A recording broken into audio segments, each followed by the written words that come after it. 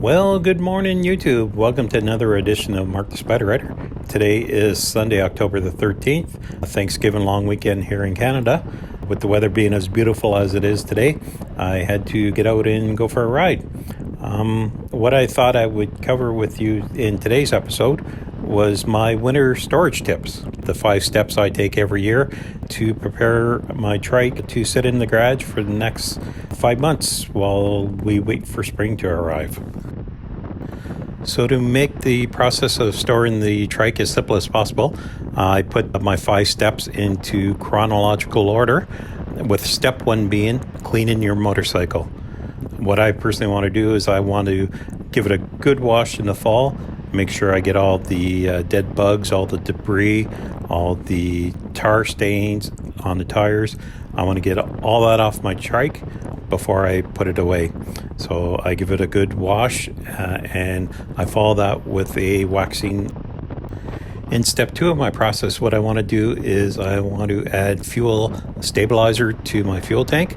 So what I always do is on the day I'm putting my trike in storage, I take my bike out, usually mid-November, and I take it for a good ride. I ride it for at least half an hour to an hour to make sure the engine is up to temperature, because I want to get rid of all the condensation that is inside the cylinder block, or the engine block, I should say. And then what I do is I go to one of the local gas stations. I fill it up at the gas station right to the max.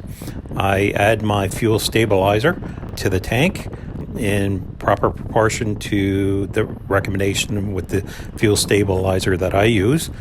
And then what I do is I take the bike, or the trike I should say, for at least a 5-minute run. That way the fuel stabilizer gets mixed in with the gasoline and has the opportunity to make its way down into the engine block. I find a 5-minute drive, it provides more than enough time to get that done.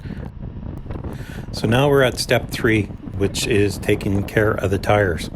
So as I pull into the garage, what I did is I usually pre-position cardboard at usually 2-3 layers thick. That way I'll have cardboard under each of the tires to help prevent flat spots over the winter. What I normally do is I'll over-pressurize my tires. My front tires I usually keep at 20 psi, and my rear tire I keep around 28 psi. So I'll increase my front tire pressure to about 22 psi and my rear tire to 30 psi. That way, whenever it turns cold in December and January and February months, I know that the tire pressure will go down, but it is still high enough that my tires should remain well-rounded and are well taken care of over the winter months. And I haven't run into any issues, so I plan on continuing to do that. But what I also do is I also make a note on my tire. I usually write OP on one of my tires, which stands for overpressurized.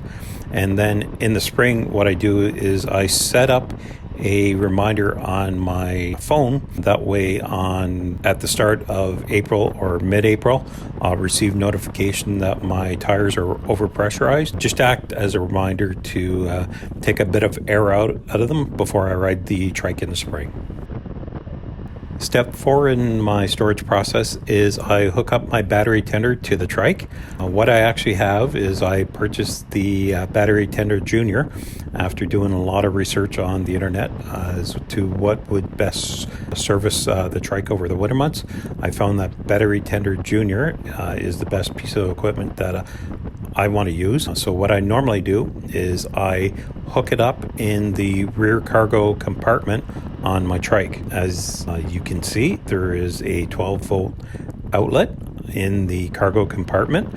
So what I do is I have an adapter for my battery tender junior that I hook up to it, and I plug it into my trike through the cargo. What I had to do to prepare it for that was in the front fuse box, there is a fuse you can move. I believe it's a 10 amp fuse.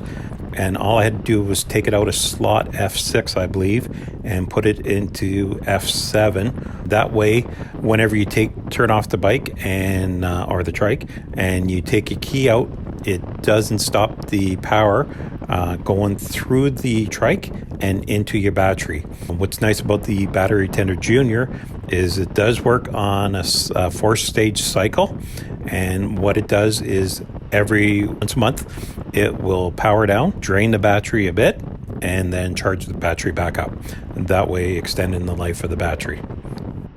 Then for the last step in my 5-step process, what I do is I cover the bike. I have a UltraGuard, I believe it is, tarp that I put over the bike. What's nice about it is it's breathable, so it doesn't trap moisture underneath the tarp. What I also do is I also covered the exhaust port covers on the muffler, just to make sure that if a mouse would happen to get in to where the bike is stored, then at least I would know in the spring if something got crawled up inside the muffler, or if I'm good just to start her up without having to worry about that. It may be a step that you don't want to take, but to me, for the amount of time that it takes to prepare the trike, it's well worth it. So those are the 5 steps that I take to prepare my trike every year for storage. If you found this video interesting, please give it a like. Feel free to share it with your friends. And if you haven't, please feel free to subscribe. If you hit the bell notification button, you'll be notified whenever another video comes out. Usually I try to post something at least once a month. I do have a lot of footage that I've taken over the fall so far that I haven't put up online yet.